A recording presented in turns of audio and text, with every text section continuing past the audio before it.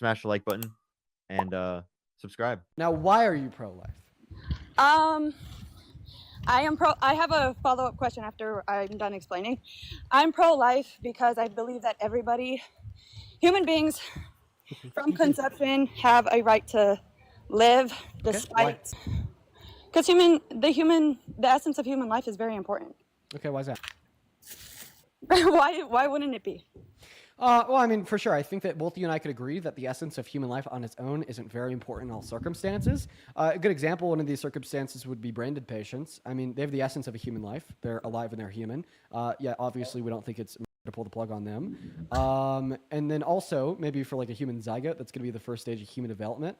You know, that has the essence of human life. They're human alive, but I don't think that we classify it to be murder to like slap a unicellular organism. Now, I do see a couple allegations here down below in that chat. How old are you? I am 27. I was born April 21st, 1998. Yeah, why are you guys saying that she's 14? They gotta be trolls. Okay, stop spamming that in the chat. My voice Anyways, go ahead and sounds respond to what I tired. just said. People Sorry, have my done that voice on live sound- streams recently too. So. You don't even sound like a 14-year-old. Oh, my voice is higher pitched, so that's why I'm like, I can understand why somebody would say that. And I'm out of breath. I don't think you sound 14. Okay. Now, take it away. Please respond to the reasons I just granted. I'm sorry. Well, first of all, you mentioned a human zygote, right? And it's a single-celled organism. Mm-hmm. If we found that life on any other planet, it would be considered life. Okay, just like the zygote's considered life. Do you mean to say it would be like protected life? You mean to tell me if we found that on Mars, that the governments would not? If you found a plant on Mars, would you like consider that to be the same value as a human life? Wait.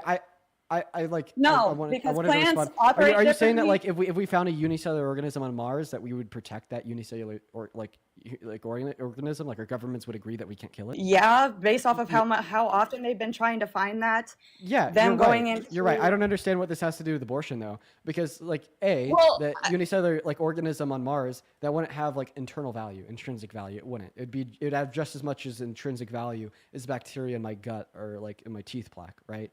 But the reason why our governments would protect it, and I'd say that our governments should protect it, is because of like the extrinsic value, because it's so rare. Right. You know, like if there's only one chicken alive on Earth, would we be okay with killing that chicken and eating it? No, we'd protect it. No. We'd protect the hell out of it. Right. I did get a little distracted when somebody brought up me being 14 and when I was trying to answer that from your argument, so I apologize for that.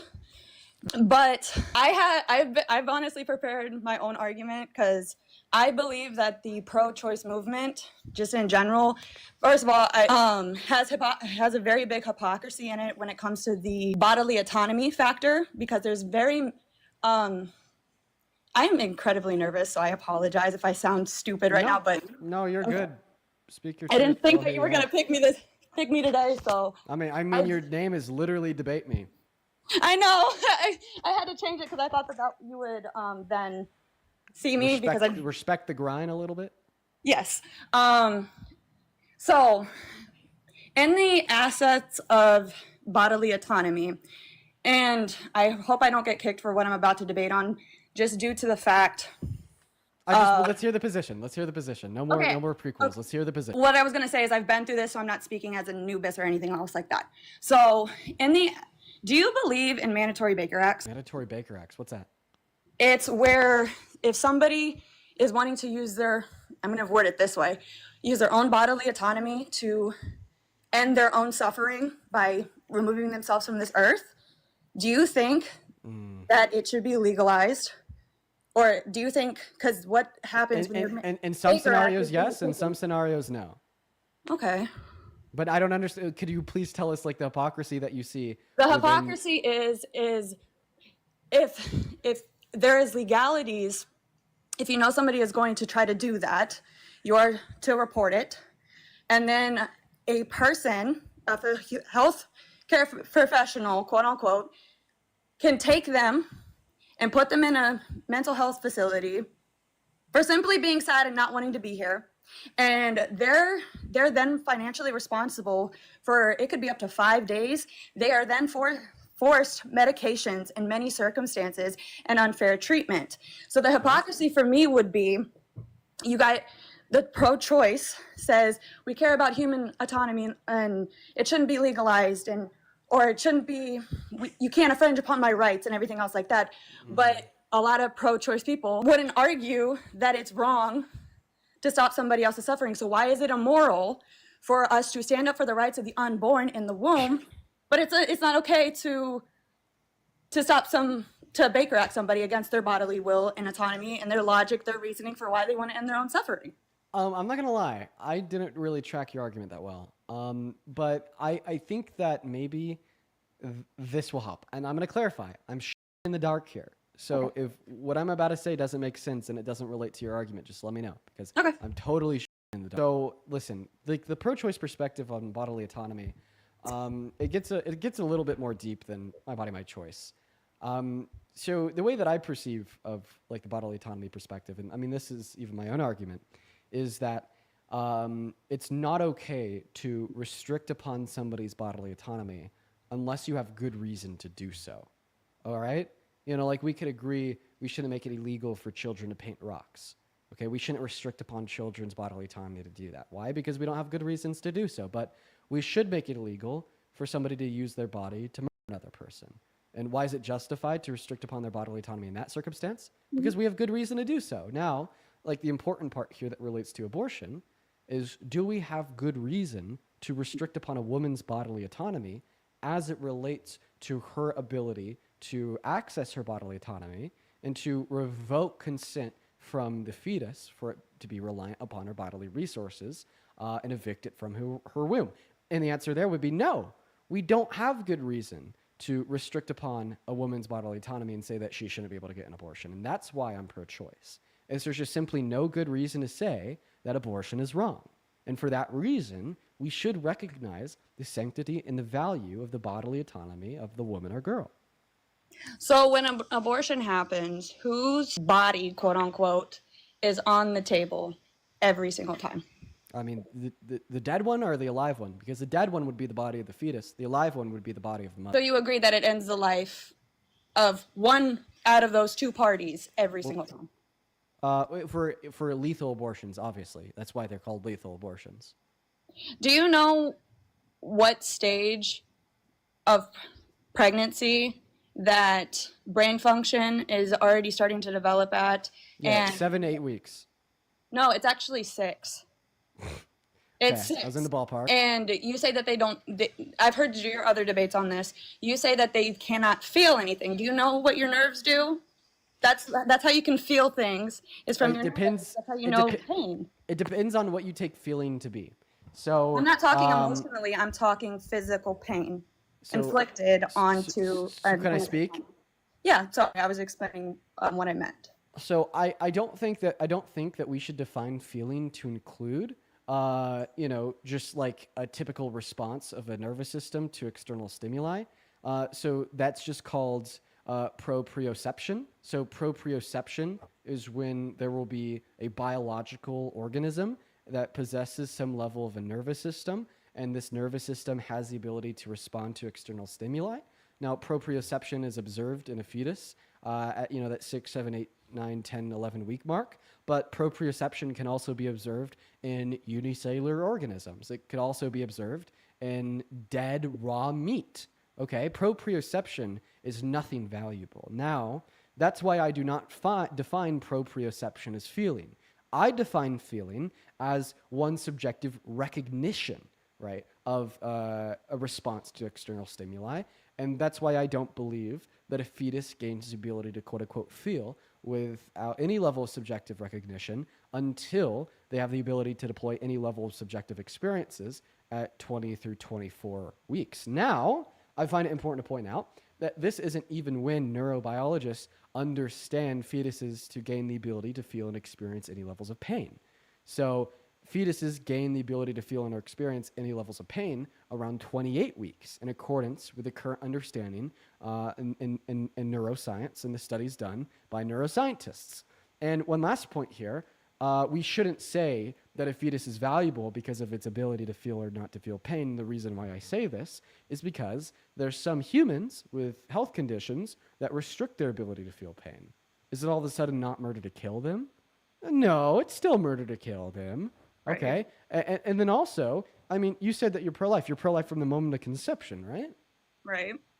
But you just said that they don't gain this ability to quote unquote feel under your view until like 6 weeks. So even you don't think that's a valuable marker of moral Well, I was relevancy. going based off of something that you've said in previous lives, that you don't see why their life is you don't see the value. There's not enough evidence for the essence of life before 20 weeks in the womb. No, Something that's along not those true. lines. I think that it's alive from the moment of conception. I just don't think that it's morally valuable until 20 weeks because it's at that point that they gain the ability to deploy any level of subjective experience. Do you remember being in your mom's womb? No. Like that's a valid point. If you don't, I feel like that's a valid point to make, because if you yourself don't even, that doesn't make sense. You don't start gaining like core memories until around 4 to 5 he's years not. old. He didn't say memory. He said subjective experiences. Well, But what is also, I just want to clarify. I don't remember what I ate for breakfast yesterday. Was I subconsciously eating breakfast yesterday? I mean, you act like being on autopilot isn't an actual thing. That you still have an And also- experience even though you don't remember it. And so right? do children in the womb. Have you guys ever heard of the silent Yeah, scream? after the that point that happens during abortion? after the point that neurobiologists and neuroscientists identify that the fetus is likely to be sentient. No, what are you talking about? Silent scream? What the hell is a silent scream? They've filmed, like, you can look it up. Okay, dude, yeah. Where am I going to go to? heritagefoundation.org? No, you can look it up on YouTube. Yeah, what is a It's where silent the child scream, literally man? can feel pain when they're being essentially ripped apart in the womb. Are you a vegan? I used to be a vegetarian. Why is that relevant? Used to be, so you're not anymore because it'd make you a hypocrite. Chickens No, it feel doesn't. pain. Cows feel pain. Feed it like pigs feel pain. Wait, I mean, But I'm not talking about animals here. I'm talking about human life. who Pain you only brought matters in when it's experienced by a beginning. fetus. So I just want to clarify. For the humans that can develop without an ability to feel or experience pain. If I were to cut their head off, that wasn't. I didn't say that. That's Oh what you- well, it would be implied if you think that a fetus's ability to feel pain is what makes abortion wrong, and Can you I said interject that for a that minute? ability would appear at only 6 weeks, but yet you think it's murder to kill it before it has the ability at week 1, 2, 3, 4, and 5. So even you're not consistent with your own standards. No, I am. But I your stand by standard that here because is animals have empirically more rights wrong. than the No. unborn child in Your the womb. standard here is empirically wrong because that ability to feel pain only emerges at 28 weeks. But I'm just merely demonstrating to you that the ability to feel pain is completely irrelevant to moral value under both my view and under your view. No, Can it we is agree? not, because animals have What? animals literally have more rights than fetuses in the womb. Wait. Okay. So I just want to. So can we agree or disagree that a fetus's ability to or not to feel pain is not relevant if it has moral value? That doesn't make sense. Okay, so what you you're, would say, what you're asking me would you- doesn't make sense. Would you say that it is relevant to determine if the fetus has moral value? Yes. Okay, But not now if a trait holistically. now if My a whole- trait now listen, if a trait is relevant to determine if a fetus is morally valuable, this just means that its moral value will go up if it has the trait and it will go down if it doesn't have the trait. So I just want to clarify that you think that a fetus with the ability to feel pain is morally valuable, yet you don't think that a fetus, but you think that a fetus without the ability to feel pain is not morally valuable. You are literally twisting my words. That is not what I was saying. Okay, well, I mean, if you don't hold that standard and you think that all fetuses are morally valuable, regardless of their ability to feel pain, then it's not relevant under your own perspective. But once again, fetuses only gain that ability at 28 weeks. But once again, we both agree that that ability is not relevant to moral value, okay? Because if there's a grown adult human without that ability, they're just as valuable as you and I. And if there's a fetus without that ability, at 27 weeks, after the point in which it has an ability to deploy any level of subjective experiences, it's also as valuable as you and I, right? So, I mean, I think that we need to make that recognition that A, you're wrong on when fetuses gain the ability to deploy any level of pain perception, and B, pain perception is not relevant to our positions on why we think an entity is or is not valuable. When I brought that up, I was trying to essentially humanize what you guys don't consider to be valuable, like, and giving another reason as to why it should be protected. I'm not taking away from the people that can't feel pain on this outside of utero. I was giving another stance as to why it's like why they're not just a clump of cells. Okay. Well, guess what? Your argument's working against you because fetuses don't gain the ability to deploy any level of pain perception until 24 through 28 weeks. I'm going to give you a source from WebMD. Go on Google, type in WebMD. When can a fetus feel pain in the womb? It'll tell you that I'm right, and it'll give you 3 sources to justify it. Now, if you don't trust WebMD, how about you trust the National Institute of Health? Go on NIH.gov, type in the fetal pain paradox -PMC. What you'll see is that neuroscientists generally agree that ability is expressed in between 24 and 28 weeks. If you don't trust the NIH, will you trust ACOG? So go to acog.org, type in gestational development and capacity for pain. You will see that the science conclusively establishes that a human fetus does not have the capacity to experience pain until after 24 through 25 weeks. You could also get this from the Journal of Medical Ethics, the Lozier Institute, another study done on the NIH, the JMA, which is the Journal of American Medical of the American Medical Association. The name of the study on there is called Fetal Pain: A Systemic Multidisciplinary Review of a Fetus's Ability to Deploy Pain Recognition. You could also find this on Carry Network. Fucking NPR's even reported about it. Like, goddamn, I mean, like the consensus is established very soundly in medical sciences. So if your point here was to humanize a fetus, just contribute yet another reason why it's morally valuable. Well, guess what? Once again, the argument's working against you because they don't gain that ability until 24 weeks. Okay. I'll say okay to that because that's fine. Okay. Why do you believe that it should be stopped at, like, you say 20 weeks, right? Why? Well, I've told you 3 times. I'll repeat it for a 4th time. It's because that is the point at which the fetus gains the ability to deploy any level of subjective experience. So before then, it's what exactly? To you and your definition.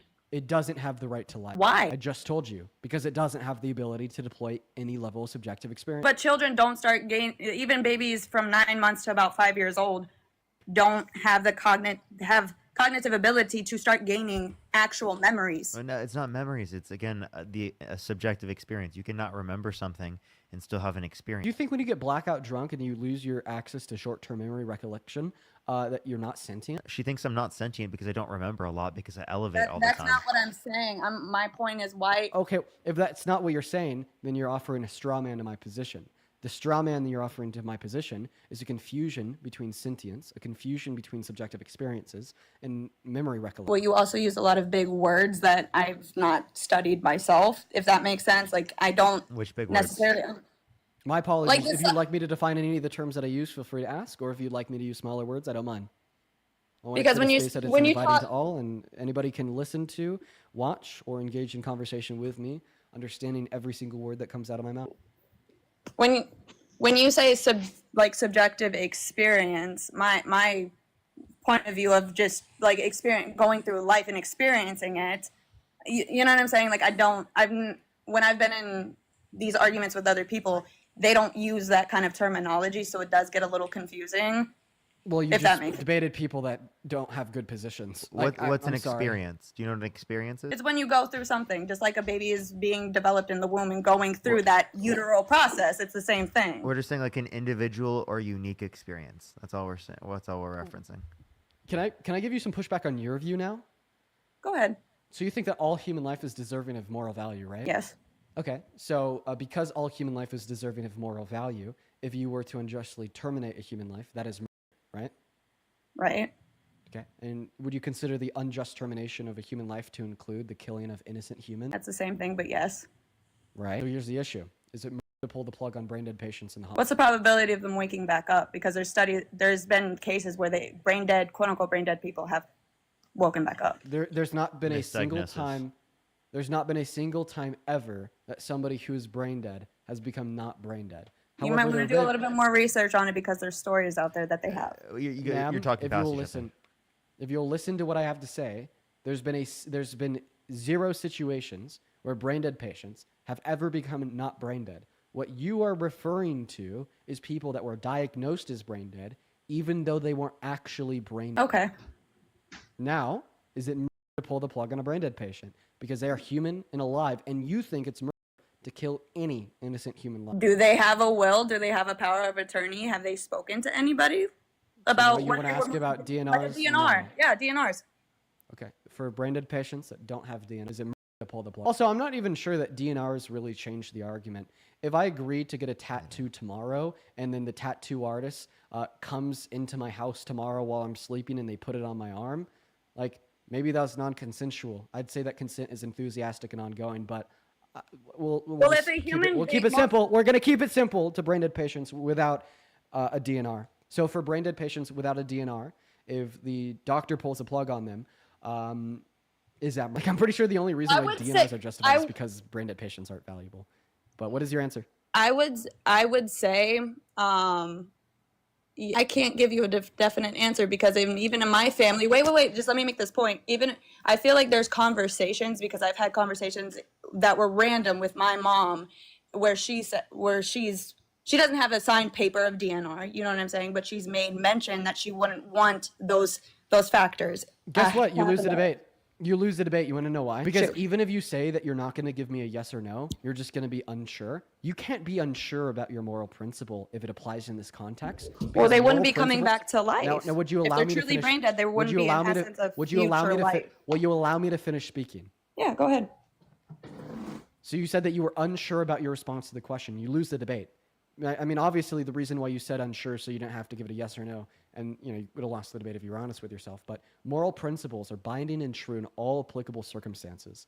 Obviously, a brain dead patient is going to be an applicable circumstance of your moral principle that it's murder to kill innocent human life, because that is an innocent life that is being killed. Okay, so it's going to have to apply in the circumstance. Okay, your moral principle would entail that you'd have confidence and conviction in the fact that it is murder to pull the plug on a brain dead patient, and the fact that you remain agnostic and you say you're unsure if it's murder, right? It's A, contradicting that principle, right? But B, if we want to be analogous here, if you are unsure if it's wrong to kill an innocent life if it's a brain dead patient, how come I have to be sure that it's wrong to kill the innocent human life of a fetus? Why can't I be unsure just like you? Can I rebuttal what you just said about my morals and my convictions real quick? Yeah, for sure. But you're going to change your moral principle from holding. No, I am not. No, I'm not, because you're making assumptions. I'll call it. It's an assumption based upon what I know you're going to do because you tried to say it when you cut me off, and then I continue to speak. You're going to change your moral principle from valuing all human life to only valuing human life with future experiences. Take it away. I mean, you're right. I was right. Well, you're right in the sense of, I'm going to say you're right in the sense of, let me try. Hold on. I'm going to try this again. Because I believe that human beings have a soul. And like when their soul is no longer with them, they're no longer here, if that makes sense. So if there's no brain activity, which is where your soul and things like that, your logical reasoning and things like that continue, you know what I'm saying? But to me, they would already be gone. Hear me out. So like, A, you're just assuming that humans have this thing called a soul. B, you're just assuming that's my moral a soul. Conviction. I believe every person has a soul. Okay. Your moral conviction is assuming that humans have this thing called a soul. B, you're assuming this soul to be whatever you want it to be. And C, you think that you're the ultimate arbiter of who has or does not have a soul with no reason. So, I mean, if your principle is just that you get to choose which humans you think have a soul, and you get to decide what a soul is, and you think it's a soul in which drives moral value, you can baselessly say that brain dead patients don't have a soul, therefore they're not valuable. Sure, that's fine. As long as I get to baselessly say, in accordance with your principles, that fetuses don't have a soul either. For no goddamn reason, just like you're saying about brain dead patients. Okay. Like if that's, I mean, I didn't get on this live to change your mind, but I do understand what you're saying. And I would love to have this debate. I'm going to go back and I'm going to refine my debating points, and then hopefully someday in the future we can debate again. I do hold respect for you because I think that you guys are very intelligent. Sure, I'll let you on my live whenever you request if you want to debate abortion after you refine your points. Eventually you're going to hit this wall where you can't refine them any further, and then you're like, oh, got to be pro-choice. Well, the thing is, I used to be pro-choice. That's it. I used to be pro-choice. Well, you'll probably hold a different pro-choice position, but a stronger one. No, I will never. I don't think it's right to terminate the life of a human being. Okay, well, then you're just going to live the rest of your life being an incredibly ignorant person. If you're just already like... Yeah, for sure. Before you ask your question, I just want to finish out with what I was saying right there. I mean, following up with insults doesn't make your points right. Well, I don't think that was an insult, and here's why. If you hold to like convictions and these beliefs of yours that you're never going to be pro-choice, regardless of what the data may show, regardless of what the reasoning may show, regardless of what logic may dictate, at the end of the day, you're ultimately never going to concede to any pro-choice perspective. regardless of all else. That is incredibly willfully ignorant of you. In fact, it's very disrespectful, not only to women, not only to girls, but also to reason and logic. The reason why I say that is because we should be willing to like change our beliefs based upon reality. We shouldn't attempt to change reality based upon our beliefs. And when you kind of walk yourself down to this maxim of saying that no matter what, you're never going to be pro-choice, that is just you making an attempt to change reality based upon your beliefs. Because what you're saying is regardless of what reality may dictate, ultimately, you're never going to change this belief in which you hold to be true of reality. That's your opinion. I don't agree with it. I mean, you just said you'd never be pro-choice. It's ruling out I used to the be possibility pro-choice. of you That's the ever thing. being I used to pro-choice be- again. You're saying it's impossible that this is the case, right? If it's my moral convictions that all life should be protected, especially human life, then I don't think that my stance would need to change, and I don't think that that makes me a hypocrite for wanting to protect innocent life in the womb. It's I'm just going to let Parker ask this question, but even in our debate, you conceded that not all human life deserves to be protected, i.e. brain dead patients. Not what I Parker, said. ask your question. Yeah, if you were in a burning building and you could either save, all right, one newborn baby or two embryos, which would you rather save? why do you guys constantly bring up atrocities that happen? Like, that doesn't make any sense. I'm just asking if you like it's just a I basic. mean, you guys do that with the instances of SA to justify the unborn What? or Is it possible that I haven't even spoke like at all this whole time? Is it possible you could answer my question? that's an impossible question to answer. How is it I would impossible? try to save both. If I'm being honest, and I know you're going to say, well, you can Okay, only save so one. are you indifferent to saving either or? I would end up sacrificing myself trying to save both. Given that that's not possible, right? You can Well, I would still either save the one newborn baby or the two embryos. Which would you rather save? I gave you my answer. Regardless, I would still try to save both, even if it wasn't possible to get them both out. Okay, what about So five? you'd kill yourself? What's the relevant distinction between the answer you gave and the answer of you saying that you just kill yourself? Like, basically, Parker's asking the question, would you save the two newborn babies or the zygote? Your response is, Parker, I'd kill myself. I would. I mean, I think that's sacrificial, but that's fine. Given that's not possible, and the only possible things you could do, right, are either save the newborn baby or the two embryos. Which would you rather do? Those are the only possible things you could do. I don't want to answer that question because you're going to flip it and sit there and say, well, see, you don't value human life in the womb. And that I'm not going to do that because you're trying to. How about 10 embryos or one newborn baby? Are they going to end up in viable pregnancy? Like, Yeah, in the future. It shouldn't will matter be. to you because you just said you value humans. It's a human life regardless if it ends up in a Well, an viable pregnancy ectopic or not. But I'm not going to add that one on. I mean, hate ectopic it. I hate it. pregnancies- I hate it. I hate it. I hate it when pro-lifers have this moral conviction that, oh, human life is valuable. But then they stop thinking that the moment that a pro-choicer presses in, then all of a sudden they're all concerned with experiences, viable pregnancies, and well, futures. I'm I don't get it. saying viable pregnancies because ectopic pregnancies are never been viable, and they are not. Wait, okay, so you're saying that this very valuable human life could die in the next week or two? Wait, that happens all the time. That's going to happen to us. Like, obviously, it doesn't matter if you truly saying value they're human saying life. ectopic You wouldn't, pregnancy is a you wouldn't really medical care about emergency. how long that human life is going to last. No, Dean, I was sitting there making a distinction between like viable pregnancies. It's going to be life versus you guys. I've heard pro-choicers argue ectopic pregnancies that are literally a medical emergency because it could kill the. It's never going to result in a. Really, the in a- example that I'm giving you is just to see how much you value embryos versus how much you value newborn babies. And it's really I just value it's them really both just the same. if you valued them the same, well then you would rather save the two embryos over the one newborn baby. But clearly that's not true in like your intuitions. Like your intuitions aren't that like you'd rather save the embryos. Your intuitions are to save the newborn baby, right? I mean, you're going to try to back me up into one answer or the other, so I'll say yes, just for the sake of your argument, and go ahead and do what I just said that you were going to do, and it's just going to be what it is. What do you mean? You're going to sit there and say, well, you don't value human life in the womb then, because I agreed with you. We Probably. don't. No, we're saying we don't just value cellular human life. By the way, I thought I saw Henny in the comment section say he sent you 2K. Dean. Yeah, he didn't. Yeah, he's just lying in the chat. Is there anything else you'd like to say? Because I have something that I would like to thank someone and to say. on No, the thank live you for. After Thank Dean you. says thank you to his I'm donors. good. I'm good. Thank you for letting Great. me. Yeah, appreciate you for coming up. We're going to move on to the next guest. And Parker's right. I do have a handful of people to thank, and so does Parker.